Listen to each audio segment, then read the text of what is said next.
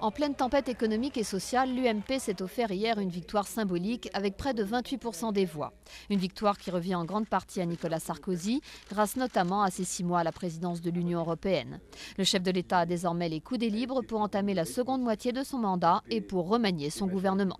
Les choix du président de la République, je pense au choix de l'ouverture, ou je pense au choix de mettre la question de l'écologie comme une priorité politique, ces deux choix-là sont des choix qui ont été validés hier et sont des choix qui continueront de peser dans la vie politique demain. L'autre grand vainqueur de cette élection, le mouvement Europe Écologie de Daniel Cohn-Bendit, a visiblement bénéficié d'un thème porteur, mais également des voix des déçus du socialisme qu'il talonne. L'ancien étudiant de mai 68 aura désormais un vrai groupe au Parlement européen. Il y avait une élection européenne.